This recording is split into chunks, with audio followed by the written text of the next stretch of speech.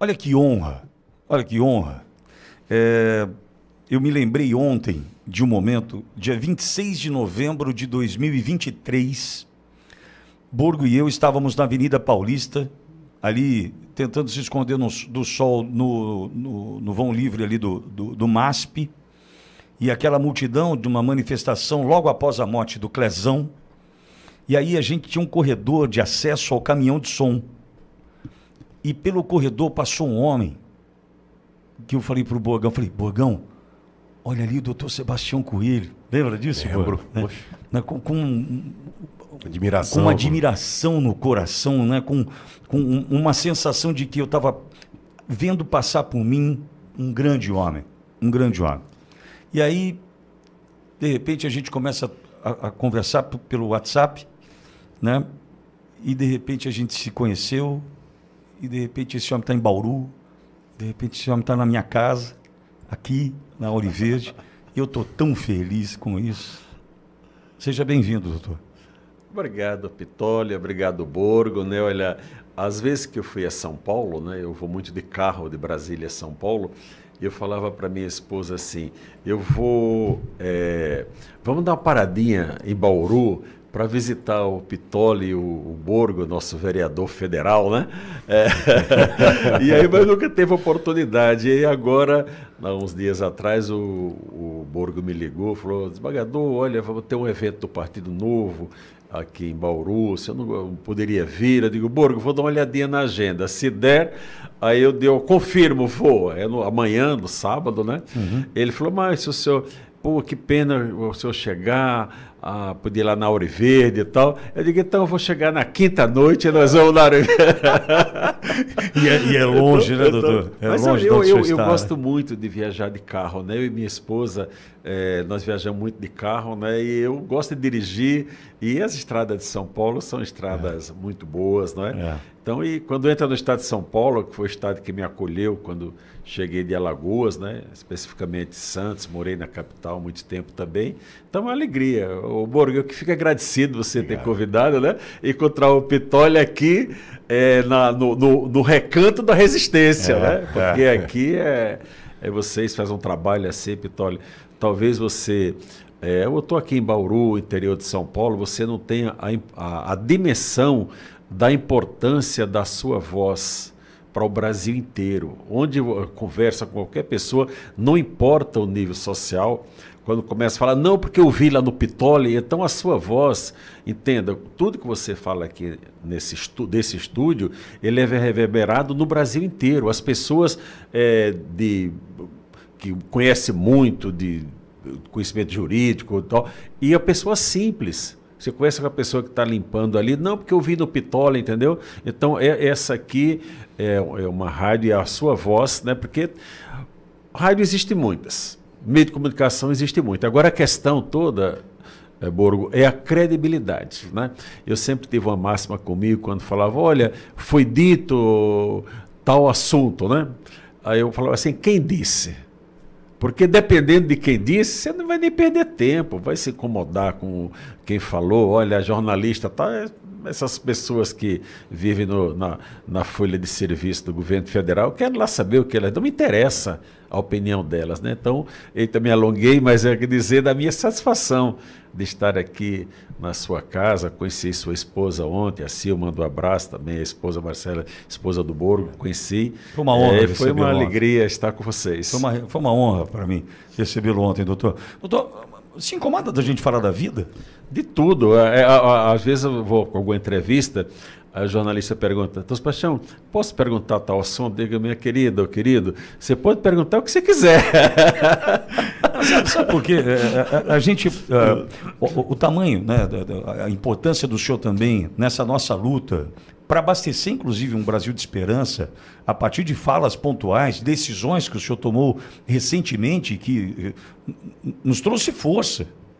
Tem alguém com coragem, tem alguém com brio, né, com a habilidade necessária para que a gente tenha disposição para lutar. O senhor representa isso para nós hoje. Mas como se deu a construção dessa história? Por que eu lhe pergunto isso? Nós conhecemos o desembargador, doutor Sebastião Coelho, né? Mas ontem, na conversa, né, em casa, foi um advogado quem viveu no Amapá, quem atravessou por todas as dificuldades em Rondônia, quem passou... Ou seja, tem uma história por trás disso tudo. E as histórias, o senhor sabe disso, as histórias inspiram, né, doutor? O Pitoli, eu nasci em Alagoas, né? Mas fui criado em Pernambuco. Como chama a cidade mesmo? É Santana do Ipanema. Santana do Ipanema. Santana do Ipanema, né? E cresceu, vi até que estão construindo rodoanel em Santana do Ipanema. Conversamos disso ontem, os absurdos, não é? E eu fui criado na roça com minha avó, né? Lá em Pernambuco, né? Até os 12 anos. Plantava alguma coisa? Plantava, ajudava meus tios, né? Na colheita. Eu colhi muito café ouvindo Luiz Gonzaga, né? Aquele balaio que a gente chamava de balaio aqui amarrado. Desculpa a indiscrição, o senhor está com 70 anos. 70 anos. Então posso voltar a 70 anos, mas pode, mais 12, fazer as contas então, de tempo para a gente imaginar onde a gente está no tempo. Eu trabalho desde os 6 anos de idade. O trabalho não mata ninguém. O trabalho ele caiu um braço, caiu a perna, não? Não, nada. O trabalho ele é necessário. A pessoa, hoje um adolescente, ela não pode trabalhar, é menor, não. O trabalho, a pessoa vai criando perspectiva de vida. Quando eu retornei a morar com meus pais, né? Minha avó, quando me pegou para criar, ela já tinha 76 anos. Minha mãe achava que ia morrer e me deu para minha avó. Ela não morreu do parto, tanto é que teve mais 5 filhos depois, né? Como ela tinha muitos, meus pais tiveram 15 filhos. Eu sempre erro se foram 15 ou 16, né? Mas como diz lá no Nordeste, sobreviveram 12, né? 12. E desses 12... um morreu muito cedo, novinho. Desses 12, 4 surdo-mudos. Nossa. 4 surdo-mudos. Minha mãe é uma mulher negra, analfabeta, né? Meu pai era um trabalhador da DNR, né? De tapar buraco na estrada, né? Passava a semana na estrada tapando buraco, né? E eu voltei lá, comecei a trabalhar, trabalhei em oficina mecânica, lavando peça de automóvel com gasolina, né, para tirar aquele óleo. Depois fui auxiliar de soldador e foi até que fui trabalhar no ginásio da cidade, foi meu primeiro emprego. Registrado, deveria ser 2, mas o registro é 1º de janeiro de 1970. É meu registro da carteira profissional. Né? 15 anos de idade. Ia fazer 15 anos de idade, né? Foi meu primeiro registro. E estando lá no interior de Alagoas, na nossa condição, como eu que era conhecido, todos nós, né? O irmão dos mudos. Até tem uma história, 4 irmãos nessa condição. Tem uma história engraçada, né? Eu já juiz em Brasília, depois eu retorno, encontrei com os magistrados de Alagoas, estavam no shopping, lá eu era de associação já. Aí perguntaram assim, Sebastião, você é de qual família você é? Eu falei, eu sou da família dos mudos. Aí ele ficou assim sem entender, né? Aí eu expliquei o que era, né? Então, não foi de família tradicional, nada. Pessoas sobreviventes. Sobreviventes. Então, desculpa, mas o irmão, como disse o doutor Sebastião Coelho, o irmão dos mudos é o homem que deu voz aos silenciados do Brasil. Pois é. E é bênção de Deus, né? Ao destino, porque meus irmãos mais velhos, surdo-mudos, eu falando e depois de mim, surdo-mudo também. Né? Então, Deus tinha um propósito para eu ser o porta-voz deles, vamos dizer assim, não é? Então, o Pitoli, lá no interior, eu sempre tive vontade de estudar. Minha mãe sempre falava, minha avó, meu filho, estude para ser alguém na vida. Sempre falava, tanto minha mãe quanto minha avó. E naquela situação, imagina se eu dissesse, olha, eu quero ser juiz. Alguém dizia, te enxerga, menino, não está vendo que tu és ser juiz? Não passava por minha cabeça. E eu decidi em Alagoas ser advogado. Por conta de 3 episódios que aconteceram na minha vida. Eu era boy no ginásio, subi uma vitrola, eu fui acusado de ter furtado a vitrola, recebi cartas anônimas, isso marcou profundamente. Outro episódio da minha vida que eu conto, fui buscar um saco de farinha na roça com meu irmão, ele gritou daquele carro de mão, falou assim, olha o carro. Quando eu virei, o carro levou e depois ameaçaram a gente de morte. Depois outro episódio com o juiz da cidade, que era o diretor do ginásio onde eu trabalhava, me chamou lá de manhã e me esculhambou. Eu digo, mas por que eu fiz, né? Eu gostava muito de assistir júri, né? Os policiais... então o direito sempre teve. Os policiais trabalhavam... estudavam à noite no ginásio onde eu trabalhava. Então eles deixavam entrar, mas não tinha proibição de menor entrar, não existe isso. Mas a ideia é que o menor não podia entrar, mas eles faziam vista grossa, né? E eu assistia julgamento, grande julgamento, assisti doutor Heraldo Bulhões, da família dos Bulhões de Alagoas, da minha cidade.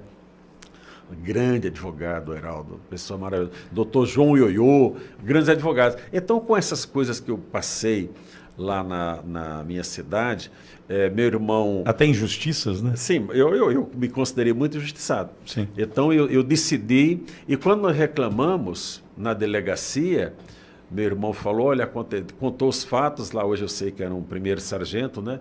Ele levantou, quem fez isso com vocês? Aí meu irmão contou, né, eu quietinho ali, ele falou assim, e vocês querem que eu faça o quê com os donos da cidade? Esse é um assunto que até me emociona quando eu falo, porque é de tanta revolta. Aí eu decidi que eu ia ser advogado. E meu pai sempre dizia, meu filho, duas coisas na vida, você não tenha medo de nada e não minta. Duas coisas, meu pai sempre falava, não tenha medo, dentro da simplicidade dele, homem não tem medo. Esse negócio de medo é negócio aí, falava outras coisas, não interessa. Homem não pode ter medo de nada. E não minta. Se você fizer alguma coisa errada, assuma que fez. Esse aqui é o grande problema hoje do Brasil, nosso vereador Boru, que as pessoas cometem erros e depois querem se justificar. Não, se você cometeu um erro, você tem que assumir que cometeu o erro e você pode ser desculpado ou não pelo erro que cometeu, né, Borg? Então eu decidi que ia ser advogado e fui para São Paulo, especificamente para Santos, determinado a ser advogado. Mas também não... Mas por que Santos, doutor? Não foi que eu escolhi. O meu irmão surdo-mudo morava em Santos. E ele chegou lá em Alagoas e veio de São Paulo, né? Você vai para o Nordeste, quando chega lá de São Paulo, já pensa que é rico, né? Aí ele pegou minha carteira profissional, perguntou quanto eu ganhava, eu mostrei. Ele pegou, faz no gesto de surdo-mudo, muito pouco, bora para São Paulo, aqui lá. Aí eu me convenci, eu digo, cara, eu queria ser advogado, né? Contei para meu pai, ele falou assim, não, meu filho, vai estar em Maceió. Eu digo, meu pai, eu me sustento, porque eu recebo, tinha meu salário registrado, né? Uhum. Isso foi no final de 70, iníciozinho de 73. Eu estava 3 anos trabalhando, e coisa de 15 dias eu estava pegando o ônibus indo para São Paulo. Então eu fui para Santos, lá para Santos. Meu irmão morava no Morro de São Bento, que é bem na entrada de Santos, então moramos no Morro lá. Naquele momento ele estava passando, enfim. E eu fui auxiliar de pintor, que ele era pintor, né? Eu não sei, um dia eu vou encontrar essa foto. Eu tenho uma foto, com um macacão amarelo e atrás escrito em vermelho, Tintas Ipiranga. Era uma coisa antiga, né? Então tinha um macacão, até quando meu irmão me arrumou um emprego, né? E dali para frente, aí a vida, Deus foi abençoando. E onde estuda Direito? Onde o curso de Direito é? Eu fiz na Faculdade Católica de Santos, né? Só existia a Católica ali na Conselheiro Nébias, né? Conselheiro Nébias. Aí eu conheci minha esposa fazendo cursinho, né? Nós fizemos um cursinho na própria faculdade, onde os estudantes de Direito, os veteranos, eles deram o cursinho. E nós fizemos aquele cursinho de 1 mês e meio, mais ou menos, foi de outubro exatamente, tem 50 anos que eu conheço minha esposa. Então, fez aquele curso, em dezembro o vestibular e nós passamos. E aí comecei a caminhada no Direito. Depois de muito tempo advogando, né, eu fui morar no Amapá, morei, enfim. O pessoal pergunta, você era militar que rodou tanto? Então, esse rodar foi na advocacia? Na advocacia. Não foi concursado? Não. Eu fiz o exame de ordem da OAB em São Paulo. E o estado de Rondônia estava começando, 82. Ok. 82. Vilhena, Porto Velho. Vilhena e tal. E no final de ano, uma revista Cláudia. Minha mulher comprou a revista e falou, olha, tem uma reportagem de Rondônia. E nossa filha mais velha, sempre problema assim de asma e tudo. E o médico falava, olha, você tem que sair da poluição de São Paulo. Não é? Nós vimos aquela reportagem, olhamos um para o outro. Falando coisa de jovem, né? Eu casei com 22 anos, ela com 20, né? A gente podia morar num lugar desse, né? Pois é, vamos. Aí fomos para Rondônia. Então, morei o ano de 82, todo em Rondônia. Aí já peguei minha carteira da UAB em Rondônia, mas eu fiz o exame em São Paulo. Né? Eu morei lá 1 ano e retornei para São Paulo e não me acostumei mais. Eu falei, poxa, estava tão bom lá, um lugar pequeno. E tinha um juiz de lá de Rondônia, que ele não optou, era território antes, não optou em ficar no Estado. Preferiu continuar no Distrito Federal e territórios, e ele me falava muito do Amapá. Falou, Sebastião, fizemos uma amizade até hoje, né? E eu liguei para ele, eu falei, eu ia dizer, Douglas, olha, eu tô Douglas Evangelista Ramos, se estiver vendo aí, Douglas do Amapá, meu abraço para você. Liguei para lá, não tinha celular. Não, doutor Douglas não está aqui não, está no Amapá. Eu não tive dúvida, peguei um ônibus de São Paulo, fui até Anápolis, peguei outro ônibus, fui até Belém, e para pegar o barco para Macapá. Quando cheguei lá, o barco tinha saído, só ia ter outro 24 horas depois, 40 horas. Então, todo o dinheiro que eu tinha, acabei investindo numa passagem de avião para chegar, que lá em Macapá só chega por avião ou por barco. E assim fiquei no Amapá de 84 a 91. Ainda advogando? Advogando. Aí em 91... 91 foi o primeiro, teve eleição em 90, e 91 foram os primeiros concursos do Estado. Eu só advoguei. Não é? E quando nos concursos eu fui aprovado para juiz em Brasília e no Amapá. E deixei que uma decisão familiar. Eu falei para minha mulher, eu gosto muito do Amapá, mas gosto de Brasília, porque o tribunal era Brasília, então eu sempre ia para Brasília fazer instituição oral e decidi ir para Brasília. Quando eu já estava em Brasília, saiu o resultado do concurso de promotor. E era, se não me engano, não sei se era 8 ou 11 vagas de procurador de justiça. Então, os primeiros lugares do concurso tomaram posse como promotor e 3 dias depois, eu não sei quantos dias ali, já foram promovidos a procurador de justiça. E eu já estava em Brasília e quando saiu o resultado, Deus abençoou, eu fui o primeiro lugar do concurso. Então, eu poderia ter, em 91, já ser procurador de justiça. Mas nós estávamos em Brasília, ficou aquela, Sebastião vai voltar para assumir e tal. Eu falei, não vou voltar. Eu mandei uma correspondência, não, realmente não vou assumir, pode andar a fila, botar o outro na vaga. E foi assim, estou em Brasília agora em outubro, dia 8 de outubro, este mês, né? Tomei posse dia 11, cheguei dia 8, estou há 34 anos em Brasília, sou muito feliz, sou cidadão brasiliense, tenho o título dado desde 98 pela Câmara Legislativa, né? Minhas filhas cresceram lá, meus netos todos nasceram em Brasília. Se você perguntar se é um cidadão da onde, eu digo, olha, eu sou cidadão de Alagoas, sou de Pernambuco, porque me criei em Pernambuco, sou cidadão de São Paulo, porque aqui em São Paulo foi onde eu tive a oportunidade de estudar, e quem não estuda não chega a lugar nenhum, e essa é a minha preocupação com meus irmãos nordestinos, né? E sou cidadão de Brasília e sou cidadão do Amapá. Então eu posso dizer assim com tranquilidade um brasileiro. que 5 estados do país eu me sinto integrado a todos eles. Agora, doutor, e nisso tudo, já na magistratura, né? A magistratura, ela exige muito daquele que opta pela carreira. E uma das coisas, talvez a mais importante, até eu uso o termo de circunspecção, que é longe dos holofotes, longe do protagonismo, com uma vida que tem algumas regras, né, algum código de conduta muito diferente das outras profissões. O senhor se entendeu bem com isso? Totalmente. Quando nós assumimos, eu fui dirigente da OAB enquanto advogado, eu fui conselheiro seccional do Amapá. Quando eu assumi como juiz, eu estava exercendo o mandato de conselheiro federal da OAB. Naquela composição que teve o Marcelo Lavaneri, que faleceu recentemente como presidente, foi aquela composição do Conselho Federal que desceu ali a esplanada, todos de braços dados, para protocolar o impeachment do presidente Collor em 92. Não é? Se eu não tivesse tomado posse como juiz, eu estaria naquele grupo descendo lá para o Congresso Nacional para protocolar o pedido de impeachment. Então, o magistrado... Saudades dessa OAB. Desse tempo, né? Ali era o OAB para valer. Hoje a OAB é irrelevante, né? Doutor Beto Simonetti, entenda o que estou dizendo para o senhor. O senhor e seu grupo tornaram a OAB irrelevante. Entendam isso, né? E eu sempre entendi e vi que o juiz é uma pessoa, por natureza, isolada. Necessário. O juiz tem que ter contato com outros juízes. Nem com o promotor o juiz deve ter muita amizade. Sou sincero dizer isso, porque passa a achar que o que pede... Eu dizia para um amigo meu, promotor, grande amigo, né, dizia, fulano, o grande problema do promotor é que ele apresenta uma denúncia e ele acha que é uma ação transitada em julgado, e não é. A denúncia nada mais é do que uma proposta de prova. Não é? Então, o juiz é o juiz, cada um tem que exercer a sua função. Não é? Então, eu sempre aprendi que o juiz, e eu posso garantir que a maioria dos juízes do país assim se comportam. O juiz ele tem 3 preocupações. A primeira é dar a decisão o mais rápido que ele conseguir.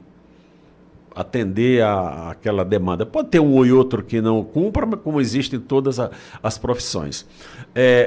Se preocupa com, será que o CNJ vem atrás de mim por alguma forma? Então eu tenho que trabalhar mesmo. A segunda, atualização. O juiz tem que estar sempre de olho na Constituição. Nosso vereador Borgo, não me canso de dizer sempre, nosso vereador federal, que eu quero vê-lo em Brasília, deputado federal em 2027, lá ganhar em 26, né? Está atualizado com a legislação. Atualizado, mudança constitucional, mudança na legislação.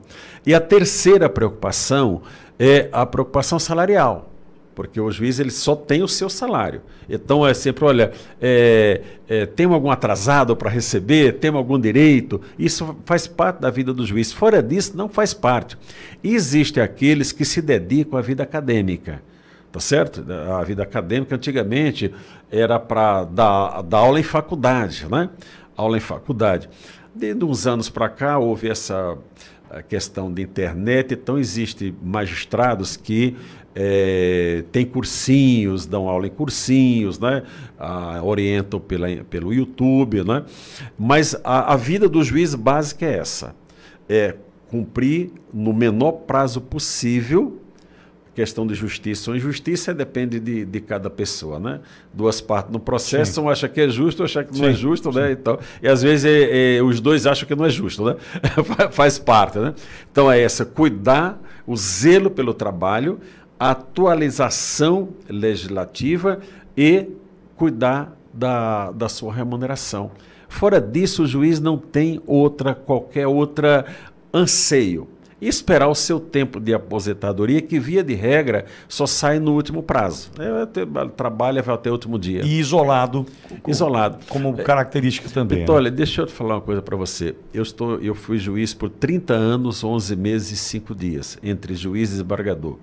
Estive 2 vezes no Tribunal Eleitoral como juiz, estive no Tribunal Eleitoral, na composição do Tribunal Eleitoral, e estive no Tribunal Eleitoral como desembargador. Então, fui 2 vezes para o Tribunal Eleitoral. Em 31 anos de magistratura, quase, Pitoli, eu fui 2 vezes à Casa de Advogados. 2 vezes. Uma, porque um colega que prestou concurso comigo no Amapá foi para Brasília, ele era de Brasília, e, olha, eu vou fazer um churrasco do meu cunhado. E acabou que não foi no cunhado, foi na casa de um advogado, que era tudo amigos. Lá tinha 10 pessoas, era 3 famílias. A primeira vez. E a segunda, há 10 anos atrás, o advogado Josafá Francisco dos Santos, com quem eu convivi com ele na composição do Tribunal Eleitoral quando eu era juiz, ele foi nomeado desembargador pelo 5º Constitucional da OAB. E o presidente da OAB, à época, fez um jantar de homenagem para ele, né? Um advogado chegou a desembargador, e eu fui convidado para esse jantar, porque o advogado, para chegar ao tribunal, ele passa primeiro pelo crivo dos desembargadores, que a OAB manda a lista 6ª, e o tribunal escolhe 3. Então, eu fui convidado. E nesse jantar, inclusive, tinha um ministro do STF, que eu não vou citar o nome dele, até para não dar moral para ele, que ele não merece, né? Sim. Entendeu? Então, veja, fora disso, às vezes que eu compareci em algum evento, era evento de posses. Posse do ministro do Supremo. Aí sempre tinha um evento, um jantar de adesão, né? Ou as associações pagavam também. Veja que o ministro Fachin agora, quando assumiu, ele não quis festa, né? As associações propuseram e ele não quis. Então, nesses eventos eu participei. Por quê? Porque nos 30 anos fiquei na magistratura, 20 anos eu exerci mandatos lá. Eu fui diretor da minha associação por 8 vezes, fui presidente 2 vezes. Né? Então, o juiz, nós aprendemos, eu já sabia disso como advogado, e a Loman, ela é bem clara. O juiz, ele só fala, ele não fala. O juiz só decide na hora que está toda a prova na sua mão e ele decide. O juiz não fala. A única conversa do juiz, primeira instância, é quando ele interroga alguém. Ele está na audiência, aí ele tem uma fala interatividade necessária. Sim. Agora, juiz não dá palpite em processo, nem dele, nem de ninguém. Então, eu vou usar uma expressão que é forte, mas essa avacalhação que virou por conta dessa falatório interminável de ministro do Supremo Tribunal Federal, eles interferem na paz do país. Porque é uma questão que ainda vão julgar, eles já se acham no direito de opinar politicamente. Isso não faz parte do dia a dia da magistratura nacional. São 18 mil juízes em atividade, tá certo? Os que estão trabalhando, tirando os aposentados. Mas o que conta são os que estão em atividade. Sim. Não é próprio, o juiz não pode se manifestar. Então, a imagem que a população tem do judiciário hoje, negativa, é por conta dos ministros do Supremo Tribunal Federal, que são militantes políticos. O problema, e vejo um outro problema, doutor, que é o seguinte: tem quem repudia tal atitude e tem quem se inspira em tal atitude. Exatamente, porque o mal, Pittoli, o mal, ele também inspira. Quando a pessoa faz o bem, outros querem seguir o exemplo daquela pessoa, mas o mal também inspira. Hoje nós já temos filhotes de Alexandre de Moraes pelo Brasil. Bom, não tenha dúvida. Tá certo? Então, olha, o fulano está fazendo isso, eu também vou fazer. O Supremo, outro dia, disse lá que não era necessário o advogado, uma situação específica, e sair para esse exemplo ser acatado por magistrado de primeira instância, evidente, é uma minoria, mas tem. Tem, inspira. Inspira. Já vou perguntar para o doutor Sebastião Coelho, fazer uma pausa rápida para tomar uma água aqui, doutor Sebastião, e eu vou falar sobre a aposentadoria do senhor, a forma como se deu, que acho que é importante, a gente já entra nessa nova fase da vida de quem achou que fosse descansar, está trabalhando mais do que nunca. Doutor, a aposentadoria do senhor veio no momento, setembro de 2022? Sim. Né? Veio no momento onde o Brasil estava vivendo uma ebulição, estava ali tentando entender, né, a injustiça que já vinha sendo cometida, até por conta de inquérito de fake news. Porque, doutor, eu vou lhe dizer, eu estou no microfone já faz bastante tempo. Quando a gente teve que começar a se autocensurar, foi um momento tão difícil para nós, porque aquela história da capa da revista Cruzoé, do amigo de meu pai, se uma reportagem investigativa séria, né, trouxe tudo isso à tona, né, a vontade de perseguir, a vontade de censurar, a vontade de calar, aquilo ali trouxe para nós muita insegurança, medo para muitos, medo inclusive diante da novidade que se colocava, né? E agora, como eu vou agir? Se uma revista foi tratada dessa forma e nós aqui? Então, diante disso tudo, o Brasil estava tentando se entender com as arbitrariedades, enfim.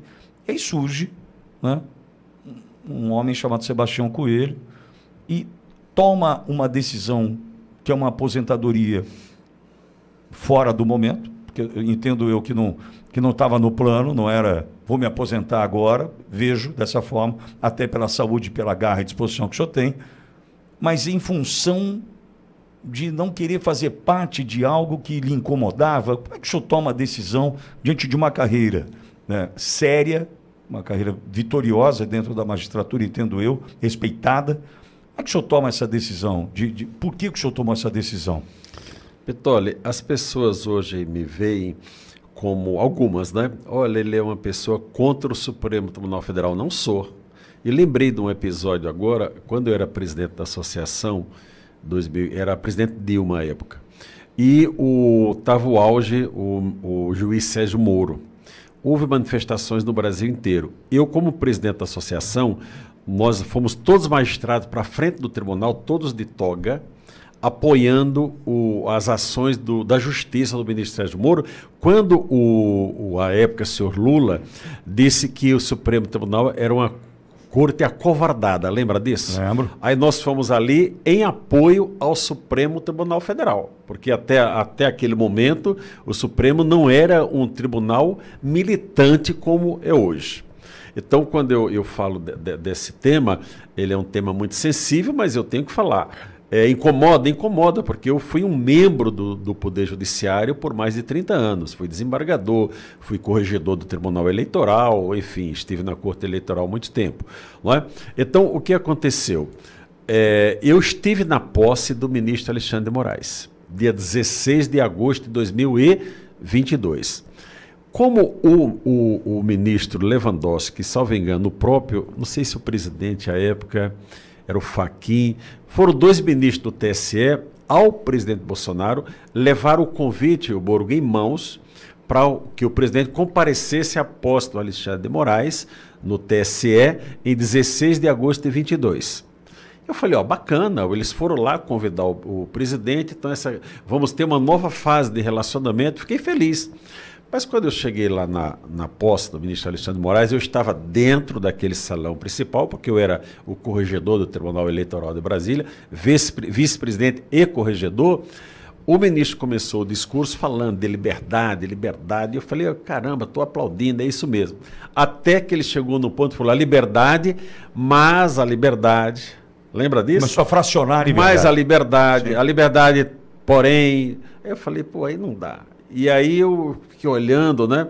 Ele fez algumas frases lá que todos levantaram, só quem não levantou foi o presidente Bolsonaro e os ministros que estavam com ele ali. Eu estava lá umas 10 fileiras atrás, mais ou menos, e levantaram do meu lado e eu não levantei também não. Eu digo, eu não vou aplaudir uma coisa dessa. Fiquei e achei, eu podia falar uma palavra mais forte, mas achei um desrespeito você convidar alguém para a tua casa e ofender a pessoa dentro da tua casa. Desrespeito. Não é? Uhum. Então, por quê? Ele não deveria, não convidasse, então, mandasse um convite. Então, ele induziu com a presença deles lá com o presidente Bolsonaro, a que o Bolsonaro fosse até aquela posse, né? E ele começou falando as coisas que eram contra o governo, né? E eu fiquei olhando aquilo e falei, isso não está certo. Fui para casa depois da solenidade, não cumprimentei ninguém lá, naquela fila de cumprimento, não entrei, digo, vou embora. E cheguei em casa, minha esposa já estava descansando, tudo bem, mas eu fui aquilo no caminho, o motorista estava comigo, trabalhou 12 anos comigo, né? O senhor está triste, Sebastião? Eu falei, não, estou pensativo, estou pensando umas coisas aqui. Aí quando na quarta-feira, isso foi uma terça-feira, quarta-feira de manhã, eu falei para minha esposa, olha, minha mulher, vou aposentar. Ela falou, aposentar? Como assim? Só poderia trabalhar até os... Até 75. Quando eu saí, poderia ter ficado mais 8 anos. Mais 8 anos. Eu abri mão, não é? E eu digo, não, eu vou aposentar. E por que eu fiz o anúncio de público? Porque eu estaria no mandato como presidente da minha associação. Meu mandato ia até dezembro de 22. Quando eu assumi como corregedor do Tribunal Eleitoral, eu podia ter tirado uma licença, eu poderia ter continuado presidente da associação, mas eu entendi que seria incompatível. Eu, corregedor, vou, de certa forma, dar orientação para os juízes da primeira instância da Justiça Eleitoral e, ao mesmo tempo, eu sou o associado, o presidente que tem um interesse conflitante. Eu resolvi sair e o meu vice-presidente assumiu, que é uma pessoa maravilhosa, o embargador Carlinhos, que está na presidência até hoje, foi eleito posteriormente. Então, eu poderia ter colocado um requerimento lá no Recursos Humanos. Eu ia receber, vereador Borgo, muitas ligações. Sebastião, os amigos, você está doido, o que você está fazendo, tal. Ia ter que dar milhares de explicações. Como na sexta-feira tinha uma sessão do Tribunal Pleno, que são 48 desembargadores, eu digo, eu vou anunciar na sessão. Aí todo mundo fica sabendo de uma vez. E o que eu falei naquela sessão? Foi aquele vídeo que... eu falei assim, olha, senhor presidente, eu estou anunciando minha aposentadoria. Por quê? Porque há muito tempo não estou feliz com o Supremo Tribunal Federal, e não posso dizer outra palavra, e contei que estive na posse e que eu esperava que o ministro Alexandre de Moraes tivesse feito um aceno de pacificação do país. Mas depois, agora isso é público, né? Eu entendo que ele já estava mal intencionado naquele momento, né? E eu entendi que aquela declaração dele foi uma declaração de guerra ao país. E realmente foi, não é, Pitoli? E fiz esse anúncio de deu o quê? 1 minuto e... nem 2 minutos, né? Foi uma coisa totalmente... A comunicação não foi improviso, mas o que eu falei foi improviso total ali na hora.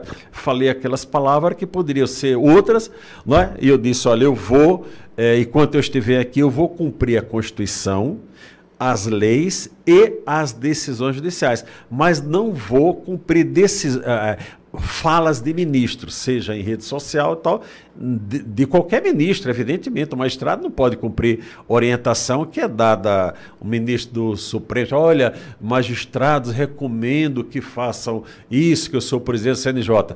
Tem uma resolução especificando? Não tem, entendeu? Então, até ali, o Pitoli e Borgo, eu era uma pessoa absolutamente anônima. Eu nunca tive rede social.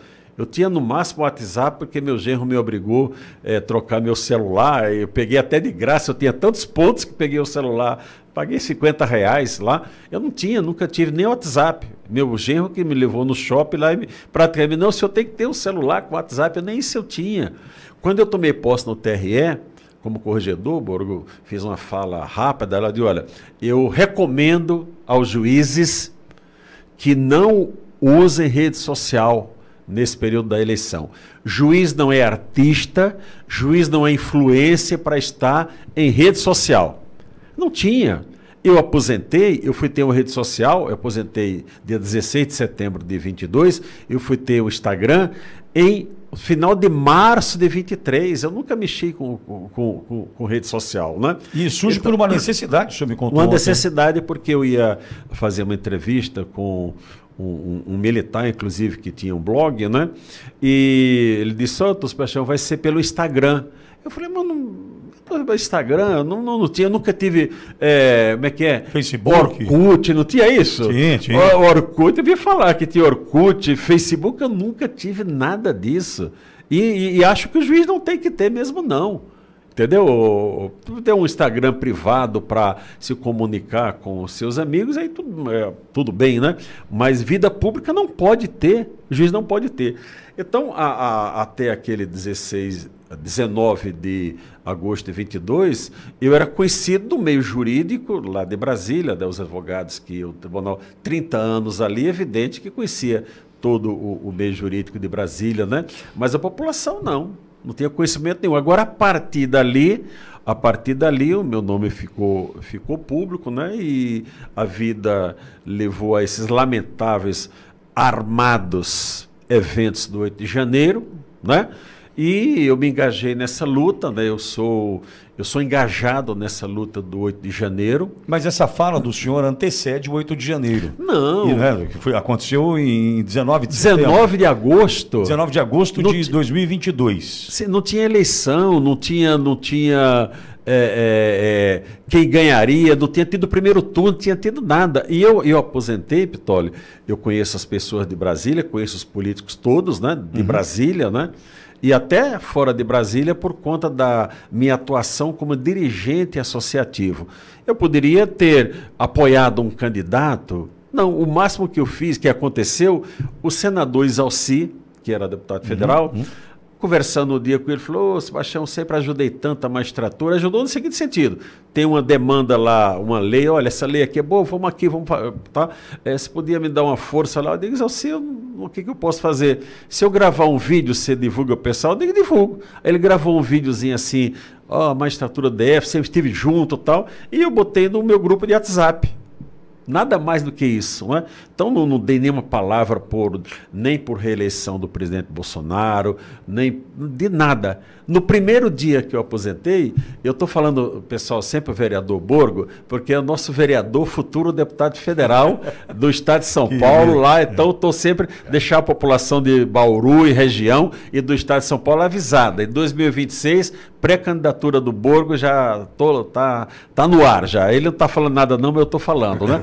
Então, não é? Então, quando eu aposentei, eu não fui atrás de absolutamente nada. Eu fiquei quieto. Mas essa posição do senhor já o colocou de um lado diferente do Alexandre de Moraes. Sim, inevitavelmente. Aí eu vejo que eu ia te dizer. Uma jornalista, que eu não vou citar o nome também, ela era de uma emissora, foi demitida, foi para outra, foi demitida de novo, agora está no outro canto aí, né? Acho que a gente ela pegou, eu mostrei ela, botou assim: o desembargador bolsonarista Sebastião Coelho pediu aposentadoria. Desembargador bolsonarista, eu nunca dei uma palavra sobre isso, nunca. Eu conheci o presidente Bolsonaro, como eu fui juiz da auditoria militar, né? E tinha um deputado aqui de São Paulo chamado Hélio Bicudo, do PT, um baixinho chato pra caramba, inteligente, bom de conversar com ele, respeitoso, não era... uma esquerda honesta, digamos assim. Ele não era agressivo, né? Ele contra-argumentava. Então, ele era contra a justiça militar e contra os militares, né? Então, eu, como da auditoria militar, fui da associação também, nós dialogávamos muito em posições contrárias, né? Então, dessa época toda aí, ela vai e diz: olha, o bolsonarista, eu poderia, depois que aposentei, até agora eu vou fazer uma visita para o presidente Bolsonaro. A única vez que eu falei com o Bolsonaro, foi em 2019, no evento na Embaixada de Israel, né? Eu estava lá eu estava no povo ali, onde tem a corda ali. Quando o presidente passou, ele passa cumprimentando todo mundo, né? Aí quando ele passou, que fui batendo no braço, do jeito do Bolsonaro, batendo no braço do mundo. Quando ele bateu em mim, eu falei alguma coisa para ele deu um passo para trás e voltou. Desembargador Sebastião.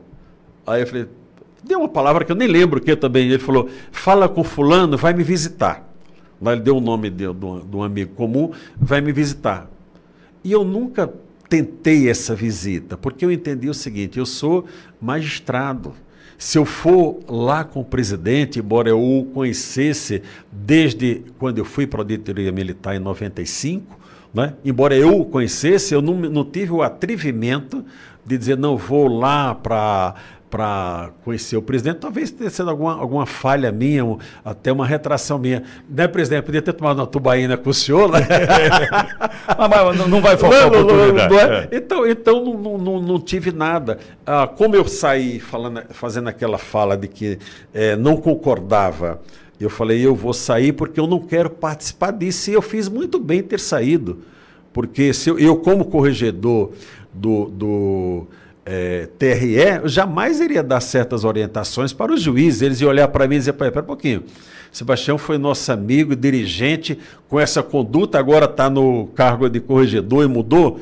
E eu disse: eu não quero participar disso, e saí. E a partir daí, a vida me colocou numa posição que, se você olhar sem ser um olhar atento e isento, me coloca às vezes como, entre aspas, adversário do Supremo Tribunal Federal. E eu não sou. Eu sou adversário ferrenho de alguns ministros, das atitudes de alguns ministros enquanto magistrado. E aí me lembro do ensinamento do pai do senhor: não tenha medo, né? Não tenha medo. Aí não tem. Essa possibilidade de me intimidar é zero possibilidade. Não tem. Eu estou aqui, eu sou cristão evangélico, eu sei que a minha vida está nas mãos de Deus, né?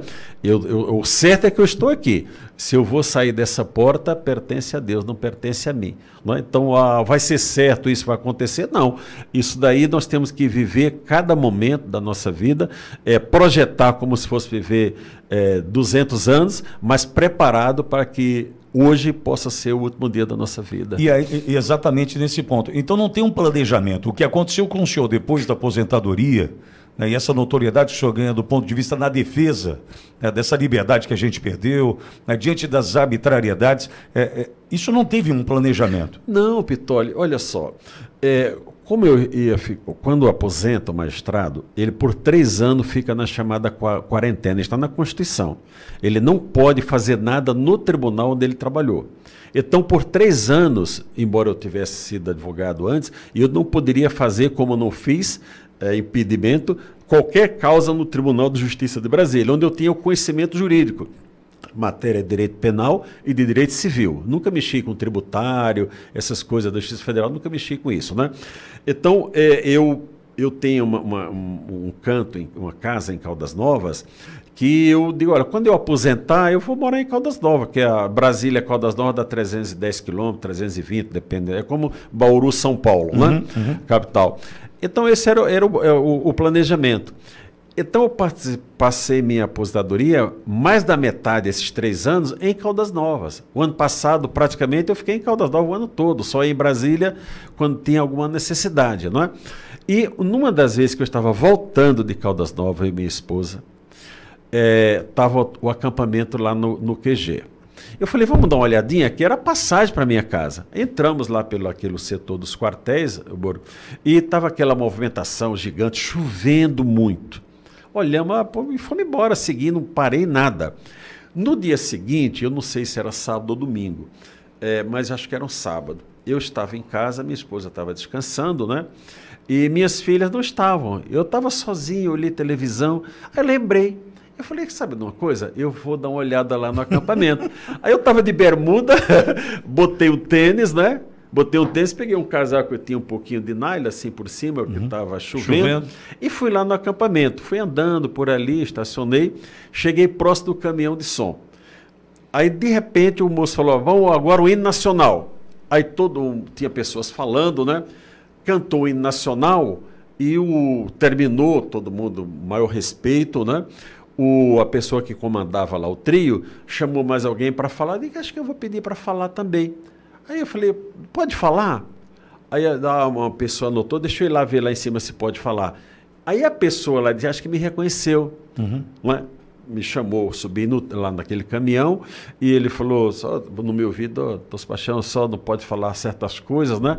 Aí eu ouvi e falei, tá, mas quando você começa a falar num ambiente daquele, não é? Você entende o momento que está acontecendo. E naquela minha fala, eu disse, está gravado, não tem por que não dizer, eu disse que a solução para o país era prender Alexandre de Moraes. E falei outras coisas lá. Não é? E eu estava certo. Ali foi dia 20 de novembro de 2022. E continua certo. Continua. Eu acho que, por justiça, Pitoli, você é contra o ministro? Não, eu acho que o Alexandre de Moraes, como cidadão, como pai, como esposo, ele tem todo o direito de ter a sua vida familiar. A pessoa, você não pode transferir para a família o erro de qualquer familiar. Não pode. Sei que a família dele está punida agora, mas é uma outra história. Não é? E eu fui na audiência pública, por conta daquela manifestação, o senador Girão me convidou para a audiência pública, segundo ele, foi a mais longa lá da história do Senado, né? E lá eu reafirmei tudo que disse. Olha, estão dizendo que eu vou me retratar, alguém falou que em 3 dias eu estava me retratando, eu digo, olha, ao contrário de me retratar, eu estou reafirmando.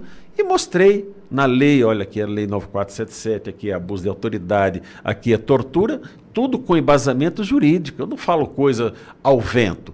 Às vezes eu falo algumas coisas e não dou os artigos, porque nós temos que entender, a população tem que entender, quem está nos assistindo agora, mando um abraço mais uma vez para a audiência do Pitoli no Brasil inteiro, quem está nos assistindo tem que entender o que nós estamos falando. Não adianta eu chegar aqui e contar, porque é o embargo, o que é isso que vai acontecer? Quando criou o Tribunal do Amapá, eu morava lá, as pessoas o que é essa história de desembarcador?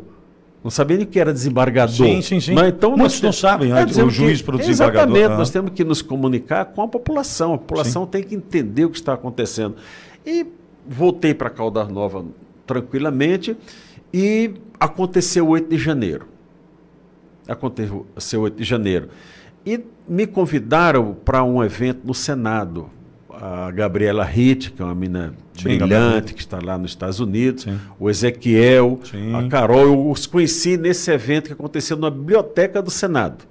Fui lá, teve uma apresentação, tudo, eu estive lá com eles, e eu passei, no primeiro dia, quando as pessoas retornaram daquele campo de concentração da Polícia Federal, que sequestraram as pessoas, aquele covarde daquele general Dutra lá que enganou todo mundo, né? Não foi promovido, né, general? Já fiz um videozinho para o senhor, bem feito, né?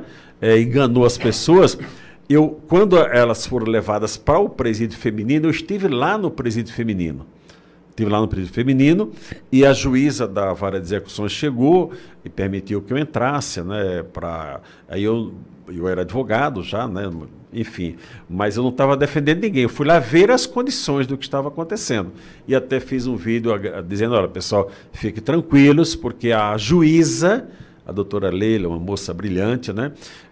Está aqui, ela está verificando todas as condições. Aí tinha gente do Ministério da Justiça. Aquilo foi um desespero, sabe, Tolly? E a partir dali eu me engajei na causa. Eu sofro todos os dias pela causa do 8 de janeiro. Posteriormente veio essa armação contra o presidente Bolsonaro e os demais estão condenados. Isso é uma armação completa, né? Por conta desse moço que não teve a fibra, como diz a canção militar, fibra de herói, esse tenente-coronel Cid, né? Que o senhor é responsável pela desgraça de tanta gente com uma mentira. Tenho pena nenhuma do senhor. Então, a pessoa não gosta de falar isso. Eu sou direto nas minhas coisas.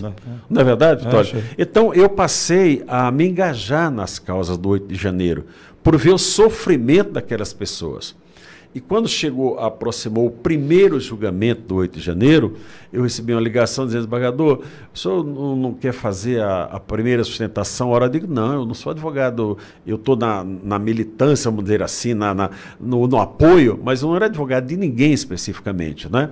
Aí, conversando, foram colocados os motivos, eu digo, não, se é advogado a concordar, ele falou, não, já concordou.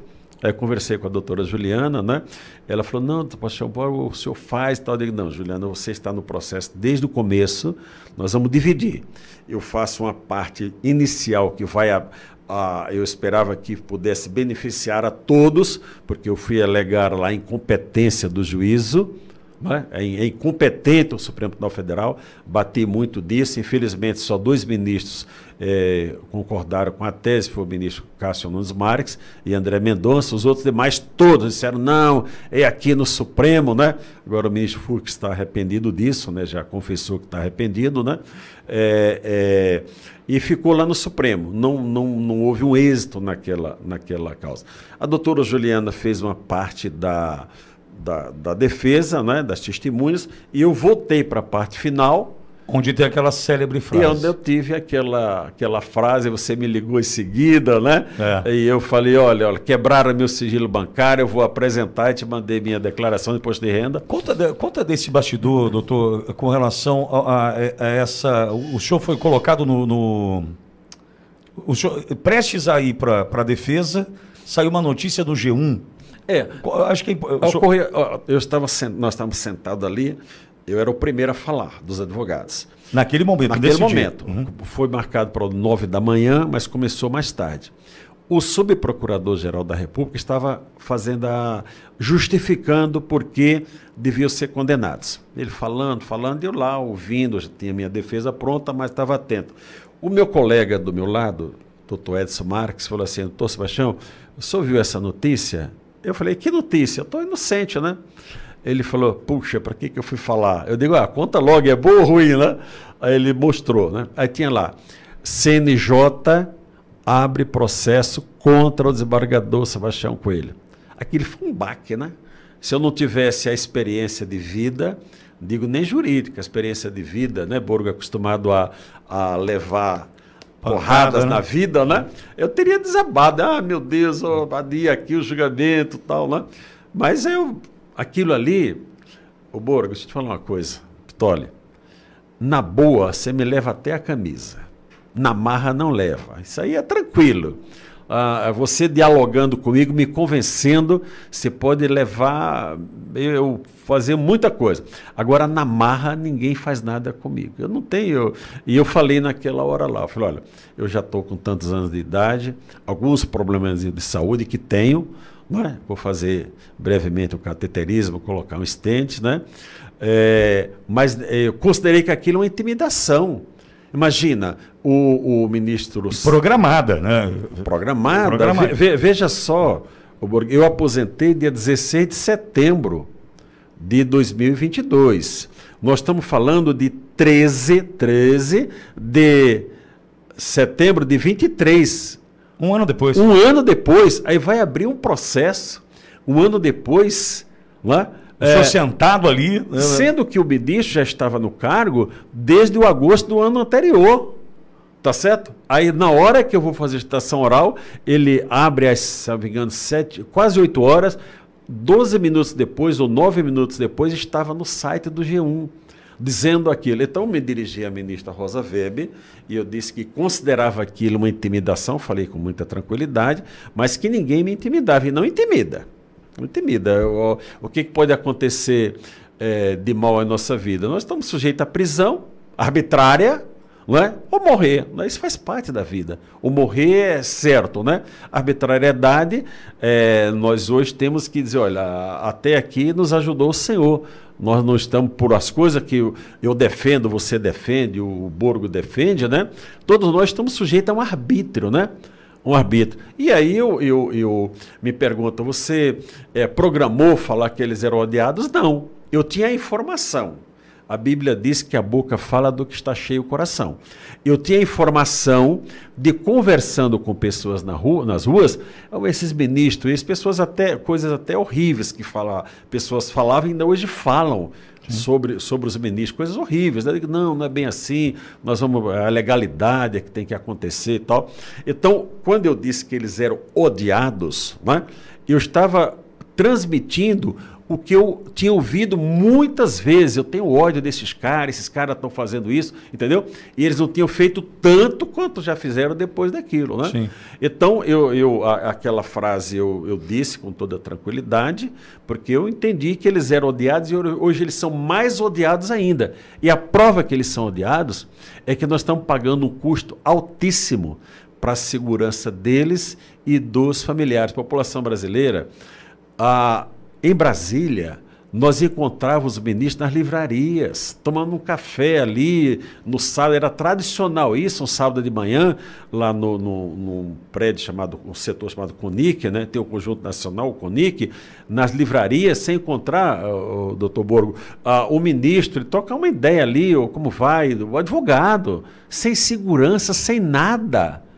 Hoje não. Hoje eles andam de carro blindado, é um carro na frente, eles no meio, um carro atrás, e a população pagando. Por conta de quê? Das ações deles. E essa frase mudou alguma coisa na vida do senhor? Olha, me tornou conhecido no país, porque eu entendi da repercussão que deu, que muitas pessoas gostariam de ter dito aquilo. O senhor verbalizou o que muitos queriam. Foi, tanto é que eu tinha no meu Instagram 46 mil, 47 mil seguidores, né? E em 2 dias tinha 250 mil seguidores. Né? Então as pessoas quando me encontram falam, doutor Sebastião, o senhor teve coragem de falar? Eu digo, deixa eu te explicar uma coisa. A vida nos dá oportunidades, então nós não podemos perder as oportunidades, tem que ficar atento às oportunidades. E naquele momento foi uma oportunidade de eu falar, mas não foi o mais grave que eu falei.